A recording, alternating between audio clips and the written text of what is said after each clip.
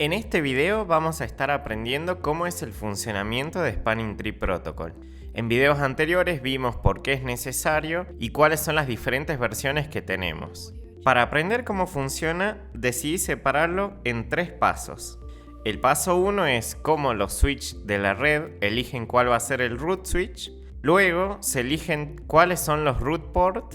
Y por último se eligen cuáles son los designated port. Una vez que se completan estos 3 pasos, el protocolo Spanning Tree Protocol va a estar configurado en nuestra topología. Bien, podemos arrancar por el primero, elegir el root switch. Como vemos, acá tenemos una topología con 3 switches que están conectados entre sí, lo cual nos genera un peligro de tormenta de broadcast si no tenemos configurado Spanning Tree Protocol. Entonces, ¿qué es el root switch y cómo se determina cuál de estos 3 switches va a ser el que va a adoptar ese rol? El root switch podemos decir de que es como el jefe dentro de esta topología. El root switch va a ser el que tenga el valor numérico menor de Bridge ID. El Bridge ID está configurado en cada uno de los switches y esos 8 bytes están compuestos por 2 bytes de priority y 6 bytes de la MAC address de ese switch. El valor por defecto del priority que vienen configurado en los switches es de 32.768. Luego de eso viene la MAC address del switch. Este valor de priority es configurable, o sea, nosotros le podemos asignar uno diferente, ya sea menor o mayor. Y siendo que es la primer parte, o sea, la parte más importante del Bridge ID, nosotros si determinamos que un switch tenga un valor menor de priority, independientemente de su MAC address, ese switch se va a convertir en el root switch. Por ejemplo, nosotros le configuramos que tenga una priority de 16.384, no nos va a importar la MAC address que tenga ese switch, porque ya al determinar este valor, este switch se va a convertir en el root switch. ¿Y cómo saben en nuestra topología qué valor de Bridge ID tiene cada switch? Bueno, esto es gracias a los BPDU o Bridge Protocol Data Unit. Estos mensajes que mandan los switches cada 2 segundos. Esto es por defecto cada 2 segundos. También se puede configurar un mayor tiempo o un menor tiempo. Estos mensajes son broadcasteados en toda la red y contiene bastante información respecto a Spanning Tree Protocol. Entre esa información que nos da esos mensajes está el root bridge ID, es decir, este switch pasa cuál cree que es el root bridge ID. Luego está el bridge ID del switch que está mandando, o sea, está diciendo, bueno, mi bridge ID es este. También manda el costo que tiene para llegar al root switch. Y por último, otra info, como por ejemplo puede ser el tiempo cada cuánto se mandan estos mensajes. Cuando recién se inicializa la red, cada switch va a pensar que es el root switch por defecto. Entonces, cuando mande estos mensajes, va a mandar bridge ID y también va a mandar el root ID, el mismo que es el de él, autoproclamándose root switch. Esto lo va a broadcastear a toda la red. Lo mismo van a hacer los otros switches. Este switch va a broadcastear un BPDU y el switch 3 va a hacer lo mismo. Ahora, cuando un switch reciba un BPDU, va a comparar el root switch que tiene en esa información, en ese mensaje que le mandaron, y si es menor a la que él tiene, va a cambiar automáticamente su perspectiva de quién es el root switch. Veamos el ejemplo en esta topología. Todos los switches tienen la misma prioridad, que es la la que viene por defecto. Entonces la diferencia va a estar dada en la MAC address que tenga cada uno. Este switch,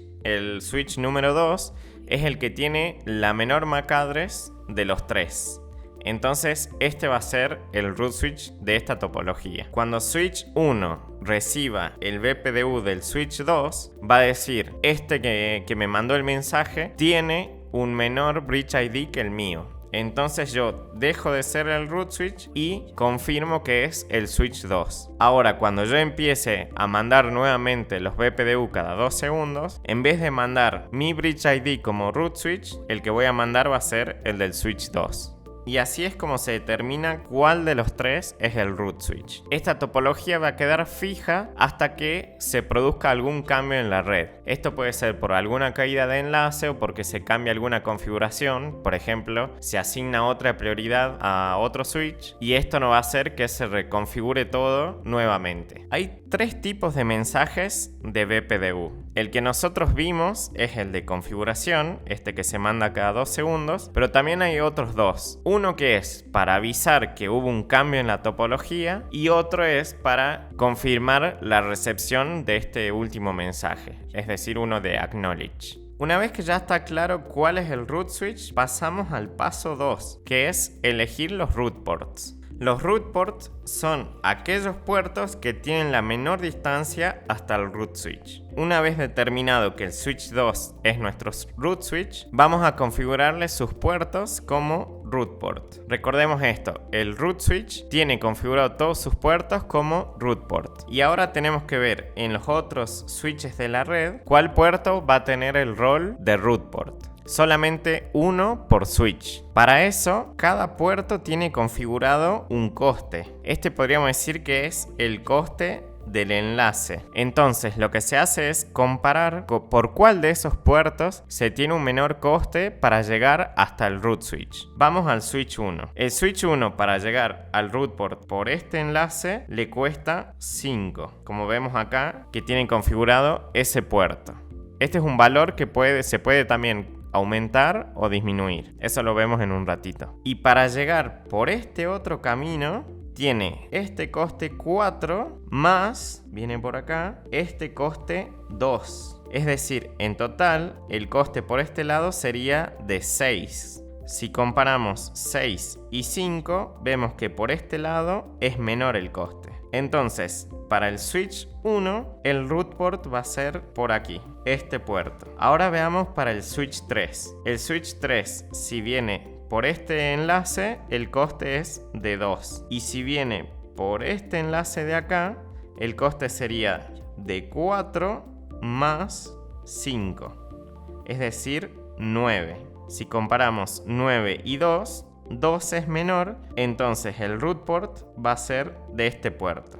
Siempre recordar que se suman los costes de salida de los puertos, no de recibida en el enlace. Es decir, si nosotros estamos calculando en el switch 3, tenemos que ver los costes de esta salida y no lo de esta llegada de enlace. Ahora, una pregunta, ¿de dónde salen estos costes de puerto? Bueno, esto está estandarizado, como vemos acá en este cuadrito, dependiendo de la velocidad de ese enlace. Hay una versión vieja que es la más fácil de usar, por así decirlo, para lo que son los cálculos y ver las topologías, y hay una versión nueva que contempla las nuevas velocidades que tenemos actualmente en la red. Entonces, para enlaces donde tenemos 10 megabits por segundo, en la versión vieja sería un valor de 100, mientras que en la versión nueva sería de 2 millones. Como podemos ver, a medida que el enlace tiene mayor velocidad, su coste va decreciendo. Esto tiene lógica porque nosotros queremos que el root port sea el que tiene mayor velocidad para llegar hacia el root switch. Entonces, a enlace más rápido, menor coste para que sea elegido como root port. Esto es simplemente como un estándar o por defecto, pero nosotros podemos configurarle un coste diferente a lo que nos dice esta tabla. Por ejemplo, a un enlace de 1 gigabits por segundo, en vez de que por defecto tenga 4, le puedo poner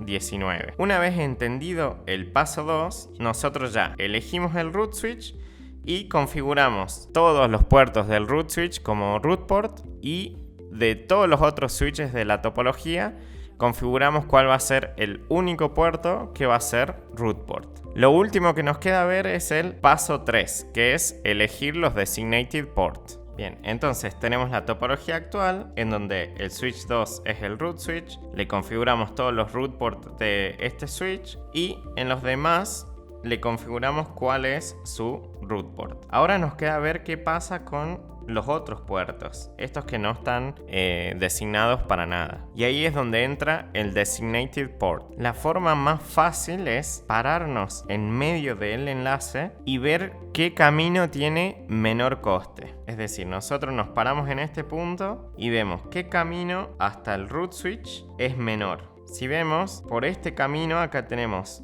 coste 4 y acá tenemos coste 5, es decir, por este lado va a ser de 9. Ahora, por el lado derecho tenemos un coste 4 y acá tenemos un coste 2, entonces va a ser el total 6. al ser 6 menor que 9, vamos a poner este puerto como designated port. Y al otro extremo del enlace lo vamos a bloquear. Y con esto conseguimos lo que nosotros queríamos con Spanning Tree Protocol, que es determinar qué puerto va a estar bloqueado y no va a forwardear paquetes, y así no se nos va a generar una tormenta de broadcast. Todo este procedimiento nos sirvió para determinar cuál puerto está bloqueado dentro de esta topología. Los root port y los designated port van a forwardear todos los paquetes, mientras que este puerto que está bloqueado no va a forwardear paquetes. Y así, con estos 3 sencillos pasos, es como se determina en una topología cómo queda funcionando Spanning Tree Protocol. Repasemos nuevamente: se elige el root switch, luego se determina los root port y por último los designated port. Se bloquea cualquiera de los puertos que no es ninguno de estos dos. Espero que te haya gustado este video. En el siguiente vamos a ver, cuando se inicializa la topología, cuáles son los estados de los puertos, entre los cuales tenemos blocking, listening, learning y forwarding. No olvides darle like y suscribirte. Nos vemos en el siguiente.